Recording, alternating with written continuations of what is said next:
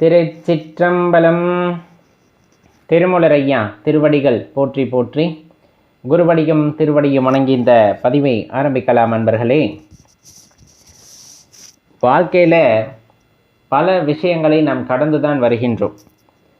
நாம் கடந்து வருகின்றோமா, அது நம்மை கடந்து செல்கிறதா அப்படிங்கிற விஷயமெல்லாம் நமக்கு அப்பாற்பட்டது.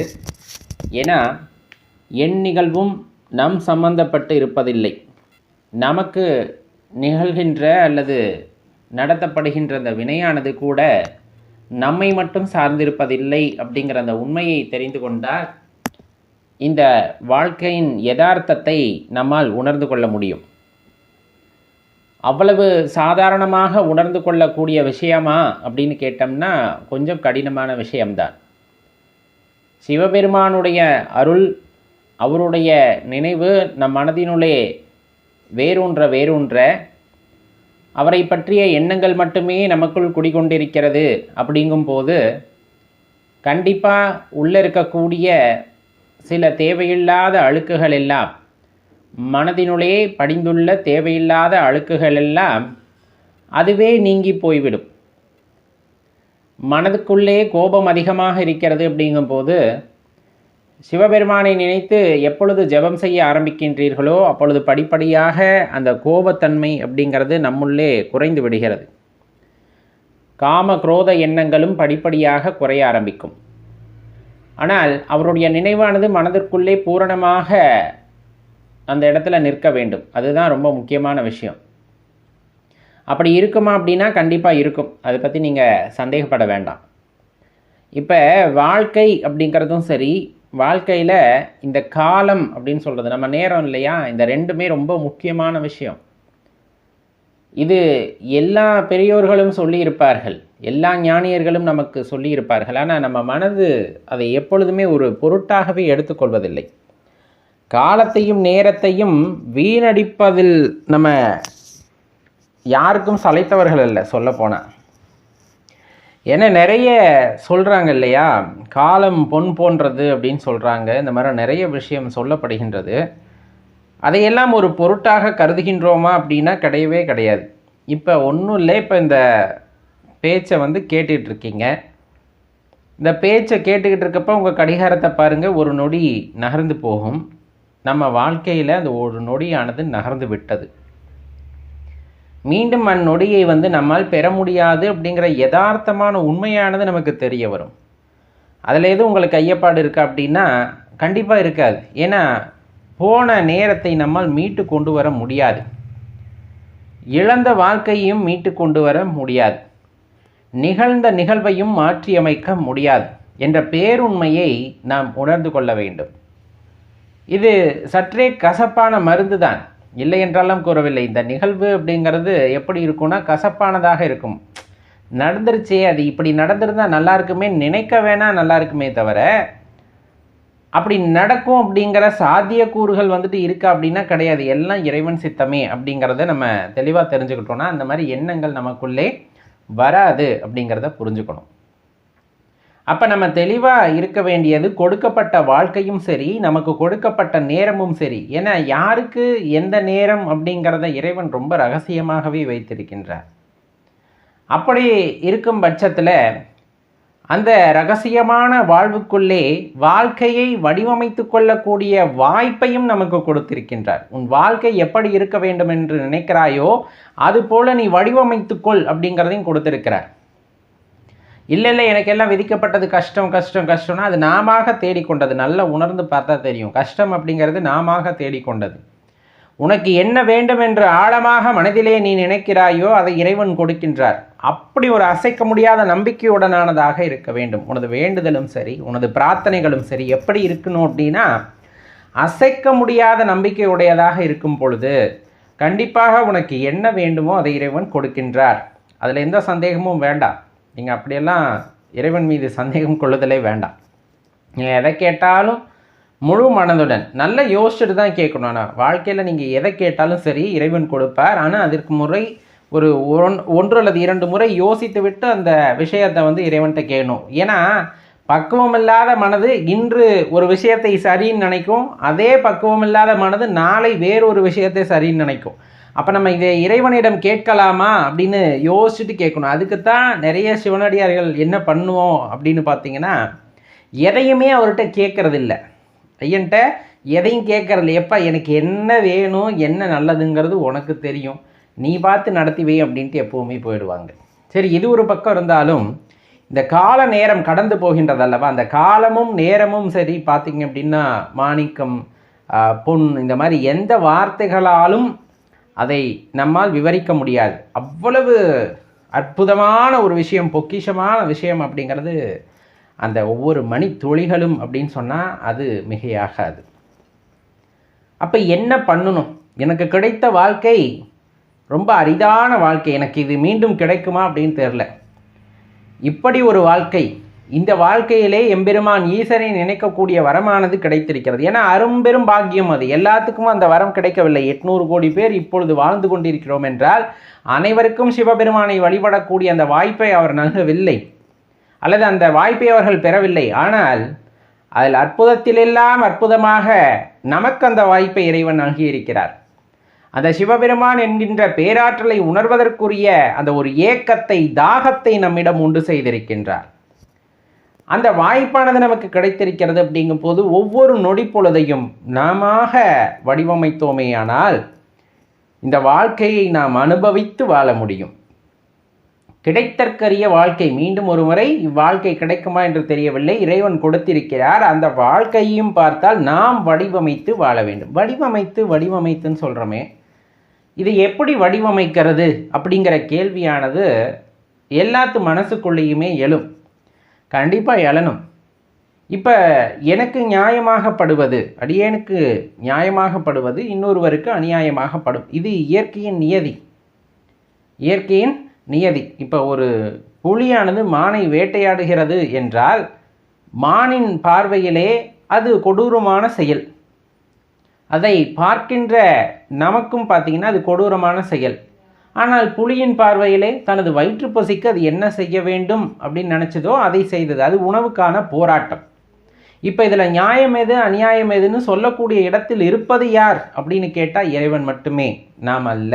அந்த மாதிரி எல்லா செயல்களிலுமே நியாயமும் உண்டு, அநியாயம் உண்டு. ஒரே செயல் 2 பகுதிகளாக பார்க்கப்படும். ஒன்று நியாயமாக பார்க்கப்படும், இன்னொன்று அநியாயமாக பார்க்கப்படும். இப்படி விதிக்கப்பட்ட நியதியிலே நாம் வாழ்க்கையை வடிவமைத்து வாழ வேண்டும் என்றால் நம் மனது அமைதியாக இருக்க வேண்டும். அதற்கு என்ன செய்ய வேண்டுமோ அதை செய்வதுதான் வடிவமைப்பு அப்படின்னு சொல்லக்கூடியது.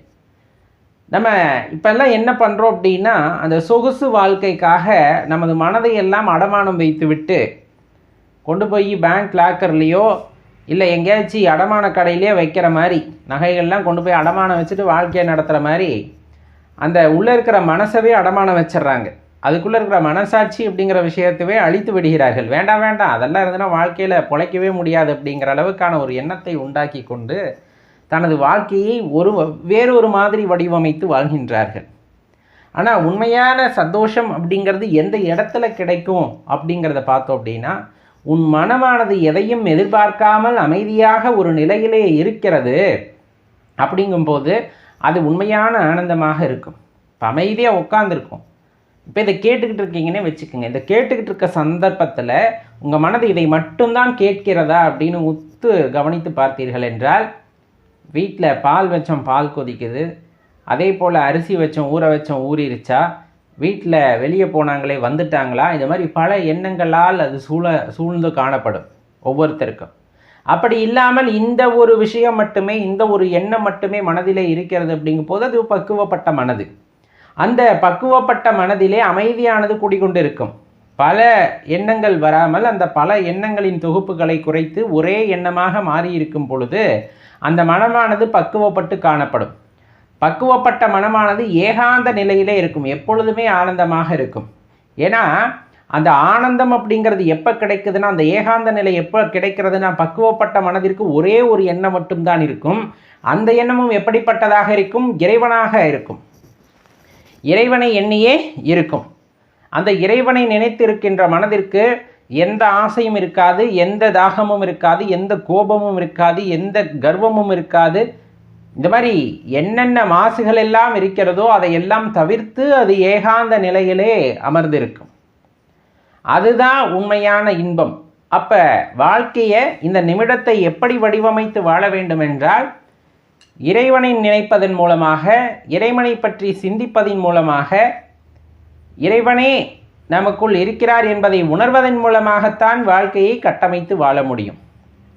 இது எல்லா நேரத்திலையும் இப்படியே நினைத்து கொண்டிருந்தால் வேலை செய்வதில்லையா, வினையை ஆற்றுவதில்லையா அப்படின்னா, நமக்கான கர்மத்தை நாம் சரியாக செய்ய வேண்டும், அதிலெல்லாம் தவறில்லை. வீணாக கேளிக்கைகளிலே நாம் நேரத்தை செலவிடுவதற்கு பதிலாக வீண் செய்து விடுகின்றோம் இல்லையா? காலத்தையும் நேரத்தையும் விரயம் செய்வதில் மனிதனுக்கு ஒப்பானவர்கள் என்று யாருமே கிடையாது. நமது மனதானது மகிழ்ச்சியாக இருக்கிறது என்று புறப்பொருட்களின் மீது நம்பிக்கை வைத்து கொண்டு அந்த காலத்தை வீணடித்து கொண்டே இருக்கிறார்கள். அப்படி இருப்பவர்களுக்கெல்லாம் ஒன்றே ஒன்றுதான் சொல்ல முடியும். உனக்குள்ளே நீ இன்பத்தை காணாமல் புறப்பொருளிலே தேடி தேடி அலையும் போது உன்னை சொல்லுவாங்க இல்லையா, உன்னை திருப்திப்படுத்துவதற்கு இந்த உலகத்திலே வேறு எதுவும் இருக்காது. உனக்கு மகிழ்ச்சியை கொடுப்பதற்கான பொருள் புற உலகத்திலே எங்கேயும் கிடைக்காது. அந்த மகிழ்ச்சியானது உனக்கு எங்குதான் கிடைக்கும் என்றால் உன் உள்ளத்திலே தான் கிடைக்கும், உன் மனதிலே தான் கிடைக்கும், உனக்குள் தான் கிடைக்கும். அதை நீ அங்கு விட்டுவிட்டு எல்லா இடங்களிலும் தேடி அலைவதன் மூலமாக ஒரு பயனும் அங்கு இருக்க போவதில்லை. அப்படிங்கிறத தெரிந்து கொண்டால்தான் வாழ்க்கையின் உண்மையான அர்த்தமானது புரியும். அப்போ வடிவமைக்கணும், காலத்தை வடிவமைக்கணும்.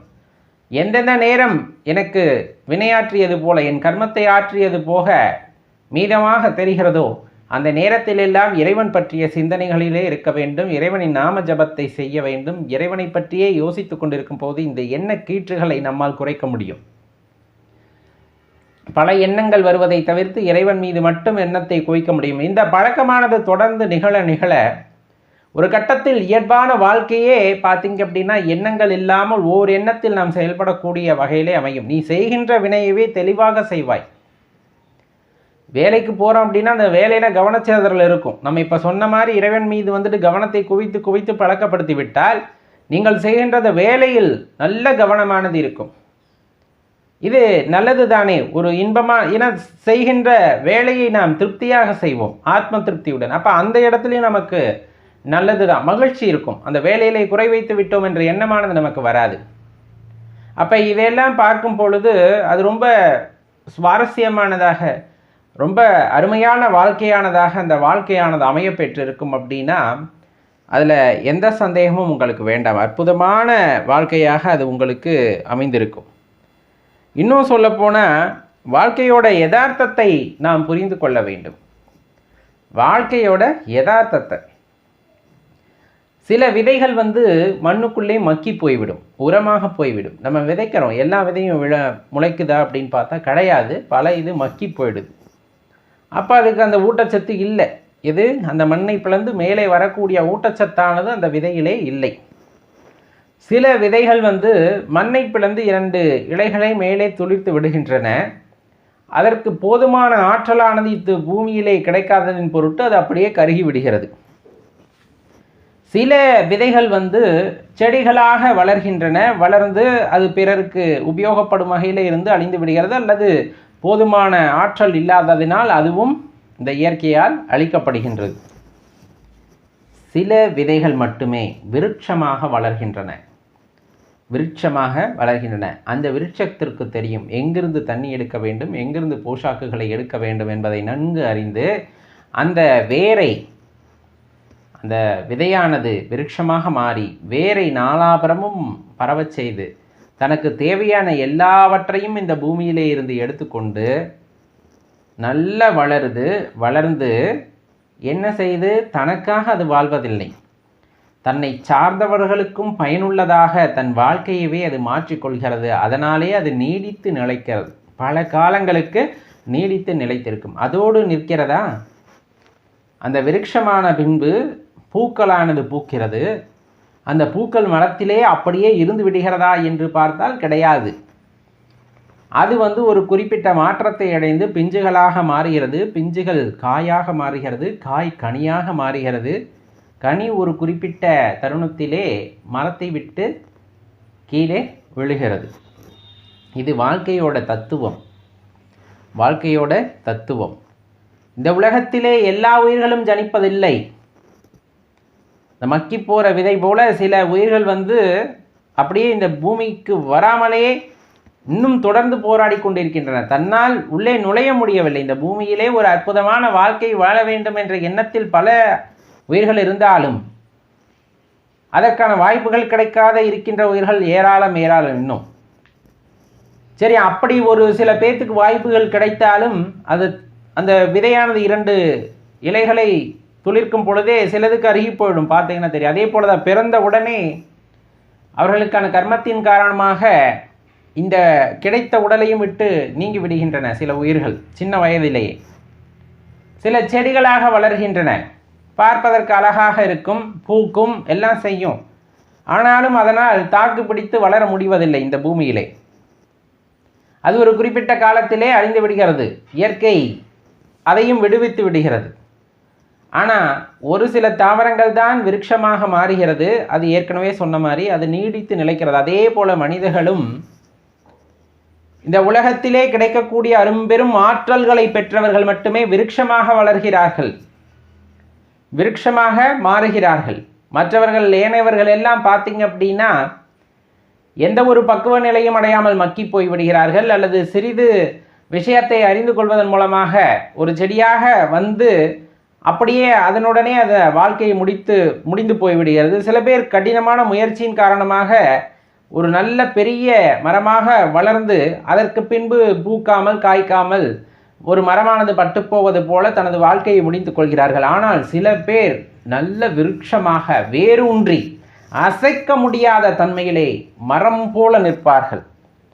அவர்கள் எல்லாம் பார்த்தீங்க அப்படின்னா பல காலத்திற்கு தன்னுள் இருக்கின்ற இறைவனை உணர்ந்து வாழ்வார்கள். நான் ஏற்கனவே சொன்ன மாதிரி அந்த விருட்சமானது தனக்காக வாழ்வது மட்டுமல்லாமல் தன்னை சார்ந்தவர்களுக்காகவும் வாழ்கின்றது. இந்த மனிதர்களும் அப்படித்தான். பக்குவப்பட்ட மனிதர்கள் விருட்சம் போல, எது அடர்ந்த விருட்சம் போல மற்றவர்களுக்கு நிழலை கொடுக்கின்றார்கள். தன்னுள் அந்த பூவாக ஒரு வாழ்வு இருக்கும் அல்லவா, பூக்களையெல்லாம் பூத்து குலுங்கும். அந்த பூவானது காயாக மாறும். அந்த விருட்ச நிலை அடைந்த பின்பு, பக்தியிலே ஒரு உயர்ந்த நிலை அடைந்த பின்பு பூக்கள் பூக்கின்றன. அந்த பூக்கள் எல்லாம் காயாக மாறுவது போல் அவர்களுக்குள்ள அந்த மனமானது பக்குவப்படுகிறது. அந்த பூ என்கின்ற ஆசா பாசங்கள் எல்லாம் எப்பொழுது இறைவன் அந்த மனிதர்களை ஆட்கொள்கின்றாரோ அப்பொழுதே அந்த பூக்கள் எல்லாம் முதிர்ந்து பிஞ்சுகளாக மாறுகின்றன. அவர்கள் பக்குவப்பட அந்த பிஞ்சுகள் எல்லாம் காய்களாக மாறுகின்றன. ஒரு ஞான நிலை அடையும் போது அந்த காய்கள் எல்லாம் கனியாகின்றன. ஒரு உயரிய நிலையை அடைந்து விட்டார்கள், இறைவனை உணர கூடிய அந்த அற்புத நிலையை அடைந்து விட்டார்கள்னா அந்த மரத்தினின்று அந்த கனியானது விடுபடுகிறது. இந்த உடலை விட்டு அந்த உயிரானது பிரபஞ்சத்திலே கலக்கின்றது. அந்த கனி யாருக்கு பயன்படுகிறது? பல்லுயிர்களுக்கும் பயன்படும். அதே போல்தான் இந்த பிரபஞ்சத்திலே கலந்துவிட்ட அந்த உயிரானது பல நபர்களுக்கும் நன்மை செய்வதாக இருக்கும், பல உயிர்களுக்கு நன்மை செய்வதாக இருக்கும், பல பேற்றினுடைய பசியை ஆற்றுவதாக அந்த ஆன்மாவானது இருக்கும். அது எப்படிப்பட்ட நிலை என்று யோசித்து பாருங்கள்.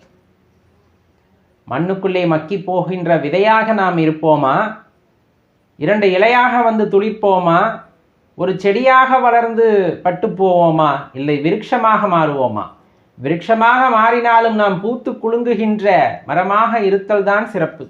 பூத்து குலுங்கினாலும் அதிலே பிஞ்சுகள் உண்டாயது காயாகி கனியாகின்ற அற்புதம் அப்படிங்கிறது, அந்த அற்புதம் அப்படிங்கிறது பார்த்தீங்கன்னா ஆன்மீகத்தால் தான் நடக்கும். அதுலேயும் குறிப்பாக பார்த்தீங்கன்னா சிவபெருமானால் மட்டும்தான் இதையெல்லாம் உங்கள் வாழ்க்கையிலே நடத்தி வைக்க முடியும்.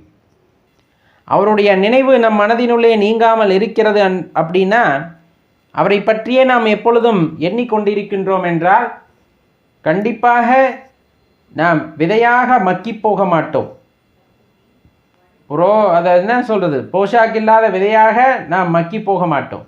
நல்ல ஆரோக்கியமான விதையாக இருந்து பெரிய விருட்சமாக மாறி பூக்கள் எல்லாம் பூத்து காய் கனியாகி பிரபஞ்சத்தினுள்ளே கலக்கக்கூடிய ஆற்றலை பெறுவோம். அதனால தான் சிவபெருமானை வழிபடுங்க அப்படின்னு சொல்கிறது. எந்த ஐயமுமின்றி சிவபெருமானை வழிபடுங்கள் அப்படின்னு சொல்கிறது காரணம் அதுதான். அந்த அரும்பெரும் ஆற்றலை கொடுக்கக்கூடியவர் இறைவனாகத்தான் இருப்பார், அதிலும் சிவபெருமானாகத்தான் இருப்பார். அப்படின்னா அது அவ்வளவு ஒரு உண்மையான விஷயம். எவன் உள்ளத்தில் யாரோட உள்ளத்தில் கள்ளம் கபடம் இல்லையோ, கள்ளம் கபடம் இல்லாமல் ஒருவன் வாழ்கின்றான், குழந்தை போல் வாழ்கின்றான் என்றால் அவன்தான் இந்த உலகத்திலே மேலான தன்மையை பெற்றவனாக இருப்பான். ஒரு மனிதனிடம் எளிமை இருக்கிறது. அந்த எளிமைதான் அவனை உயர்த்தும், ஒரு உயரிய நிலைக்கு அவனை கொண்டு செல்லும். இந்த உண்மையை மறக்காமல் வைத்திருங்கள். உங்கள் உள்ளத்திலே எளிமை எப்பொழுதும் குடிகொண்டிருக்க இறைவனாகப்பட்டவர் உங்களை ஆசீர்வதித்து கொண்டே இருப்பார், உங்களுக்கு பக்கபலமாக இருந்து கொண்டே இருப்பார். அப்படின்னா அதில் எந்த சந்தேகமும் வேண்டாம் நண்பர்களே. வாழ்க்கையானது நமக்கு கிடைத்திருக்க அரிய பொக்கிஷம், வரம் சொல்லப்போனால். அந்த வரத்தை வீணாக்கி விடாதீர்கள், அந்த வரத்தை வீணாக்கி விடார்கள். கிடைத்த வரத்தை சரியாக பயன்படுத்தி கொள்ளுங்கள். கிடைத்த காலத்தையும் கிடைத்த நேரத்தையும் கிடைத்த இந்த வாழ்க்கையும் அற்புதமானதாக மாற்றிக்கொள்ள வேண்டும் என்றால் நமக்கு இட்ட கட்டளைப்படி கர்மாவை நிறைவேற்றுவதுடன் சேர்ந்து இறைவனை நாம் தொழும் பொழுது, அதிலும் சிவபெருமானை தொழும் பொழுது வீணாக நேரத்தை வீணடிக்காமல் அந்த நேரத்திலும் சிவபெருமான் மகிமைகளை பற்றி பேசுவதும் அவருடைய நாம ஜபத்தை செய்வதன் மூலமாக நம்முள்ளே அவரின் அருளை கண்டிப்பாக உணர முடியும். அப்படி உணரும் பொழுது அந்த வாழ்க்கையானது மகிழ்ச்சிகரமானதாக இருக்கும் நண்பர்களே.